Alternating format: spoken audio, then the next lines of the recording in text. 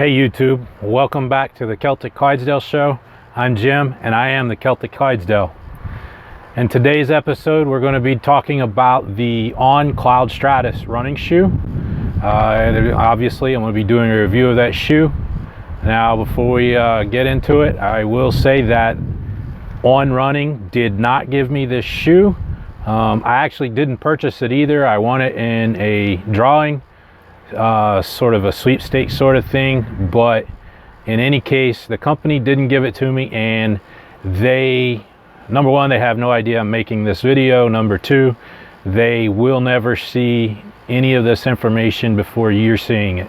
So this is a totally and completely unadulterated opinion of the On Running Cloudstratus. So without further ado, let's move on to the shoe.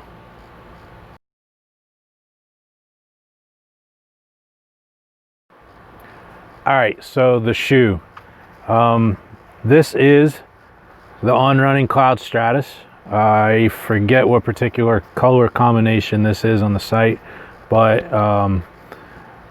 you get this color combination. I know they have black. At some point they had an orange combination, and I want to say a navy blue combination. But this is the shoe. All right. For the cost of this shoe and where to get it, you can score this shoe for about $170. So it is a bit on the pricey side. You can pick it up. I know Amazon has it, Zappos.com has it. You can get it directly through On Running from their website, or you can get it from Zappos also. Those are the places to get this, and again, $170 for the shoe. So this is not particularly the shoe for the really tight budget.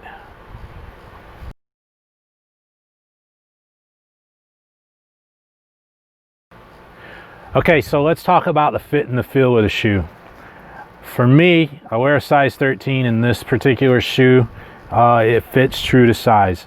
I will point out that in the toe section, I've noticed that my toe doesn't quite come up as far into the toe box as I'm used to having done on like the Brooks I've worn, the Hoka Ones that I've worn, or the Asics that I've worn. When my heel is all the way back at the back of the cup, it's just my toes, they don't quite go as far into the toe box as I'm used to, but it hasn't caused any problems for me. It hasn't caused any discomfort. Hasn't caused any problems with blistering or any, no problems whatsoever. So as far as the fit is concerned, I give this shoe some good numbers. I haven't had an issue with it. For the feel, right out of the box, this is a really cushy shoe. At this point, I've got about 130 miles on the shoe, and it's still pretty cushy, I believe. I will say that right out of the box, it felt like right along this area here, from the inside, I don't want to say that it felt almost like there was a ridge there that, the first 10-15 miles that I put on the shoes, I felt that, but after that, it didn't. I definitely don't feel it now, but it's something you might want to think about. Again, if you can get past that initial 10 to 15 miles, I don't think it'll be an issue. So, but I wanted to mention it so that it's out there, so that, I like to share what I think about this shoe, and that's something that came up. So that's the fit and the feel of the shoe.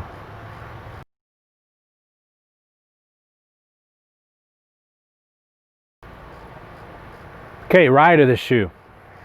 According to fleetfeet.com, this shoe is listed as a stability shoe.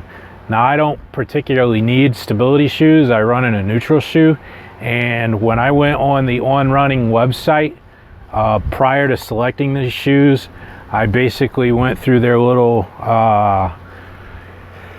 checklist, if you will, or it basically asks you questions about your running style, whether you run your striking, whether you pronate or supinate, you know, and whether you run on the road or on the trails or what have you. And when I was done, this was the shoe, this and the On Running Cloud Swift, I do believe, were the two shoes that On Running's website suggested for me. So I went ahead and I chose this one, mainly because the place that I won the pair of shoes from actually had this model. They didn't have the other model. So I went with this one.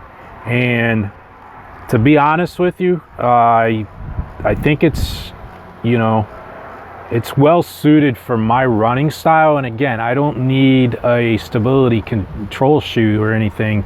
So I find it kind of odd that it's listed as one. So, I mean, if you run in a neutral shoe, I think this shoe will be all right for you. It probably sits like, you know, on that borderline between being a neutral shoe and being a stability control shoe. So take that as you will. But I haven't had any problems in this shoe. So that's the ride of the shoe.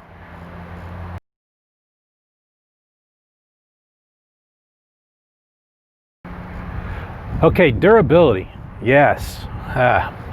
This is the part where I don't think On Running would like me a whole lot if they knew I was making this.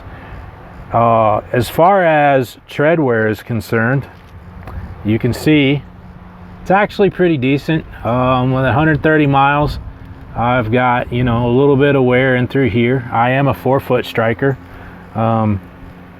There's, you know, those little times that I flat foot it, you get a little bit of heel strike with that, and there's a little bit of wear there, but not a whole lot. And of course, because I supinate, the wear out here is a little bit more prevalent than elsewhere, but I think they're doing all right so far. I've definitely worn shoes that wore out much faster, but these they seem to be doing fine as far as tread wear is concerned. Now, unfortunately, as far as the upper is concerned, the spot right here where the tongue makes contact with the side of the shoe, or the upper, the fabric has started to tear up. It's really getting worn through on both sides, as you can see, which is something that, you know, I've never seen this before on any of the shoes I've worn.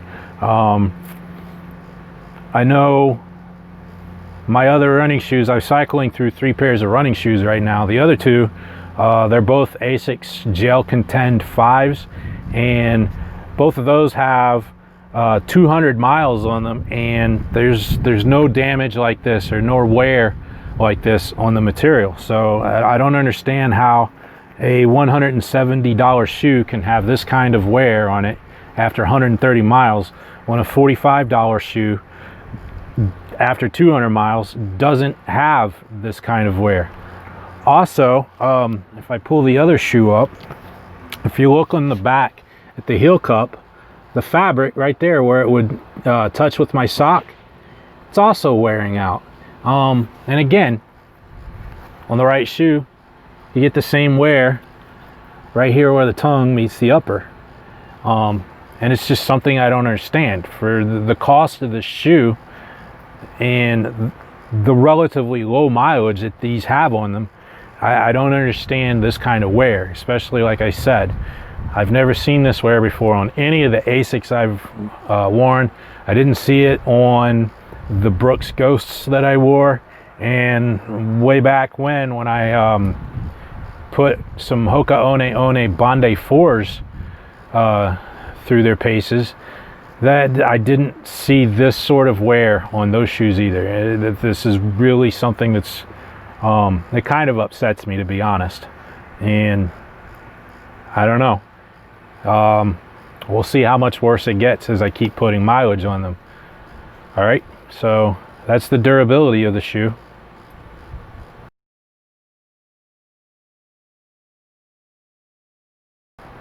Okay, now for the positives about this shoe.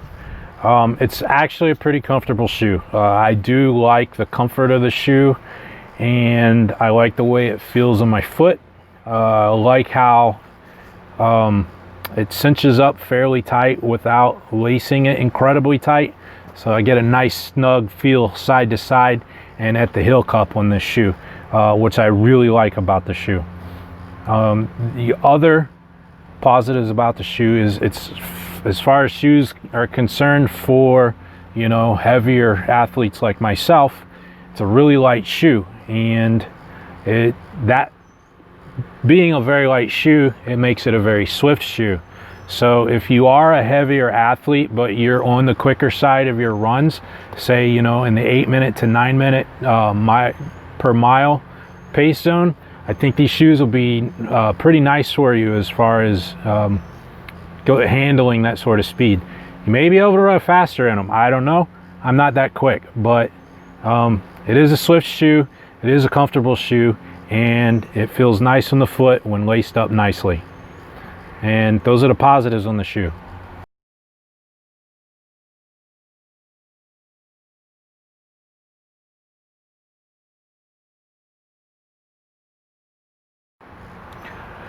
Negatives for this shoe.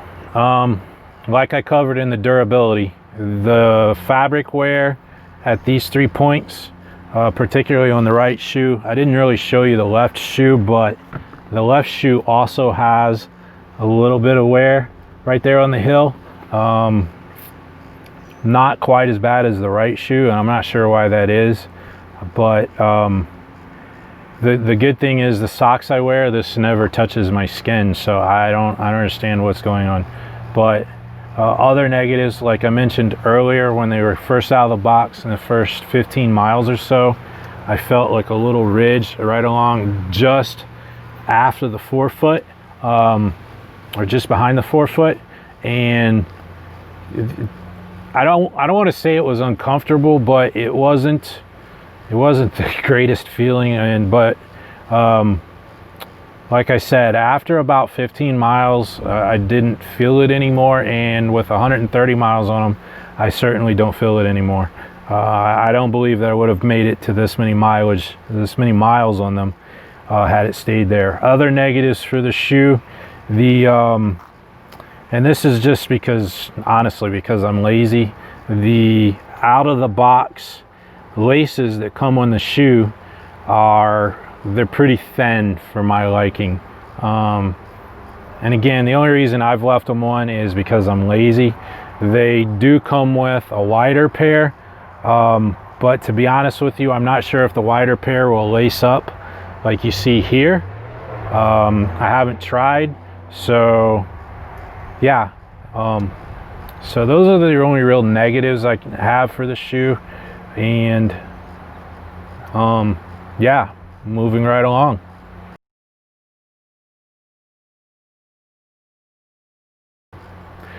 Okay, final thoughts for this shoe. In the grand scheme of things, it's a decent shoe. I do enjoy running in this shoe. However, I gotta say that with the price point for this shoe at $170, it misses the mark. It really does. I do not like this shoe well enough to go and pay $170 for it. You know, as far as the tread wear is concerned, I need to put some more mileage on it before I say, you know, this wears out too fast on the tread, or the cushioning wears out too fast, or what have you. But I mean, with 130 miles and the fabric falling apart on me at the heel cup, and then, you know, on the upper where the tongue meets the upper, for a $170 shoe, I just can't get around that. And for me, I mean, I don't know, it's just, it looks decent because of like these clouds that they call them on the side, you know. So if you want a flashy shoe and you want to throw money away, by all means, you know, this is a decent running shoe. I mean, as far as, you know, its use is concerned, it's a decent running shoe. You're not going to dislike this shoe, but for the cost and at least the fabric durability, the comfort level of the shoe, and, you know, as a whole package, it's an overpriced shoe. And I honestly, being the cheapskate that I am, I can't really recommend it for usage or to be purchased at all. It's overpriced and it lacks value. But I mean, that's my opinion on the shoe. You can take it for what it's worth, but all in all, not a shoe to go purchase. If you win the shoe in a contest, you're great, but otherwise, nah, I would avoid this shoe.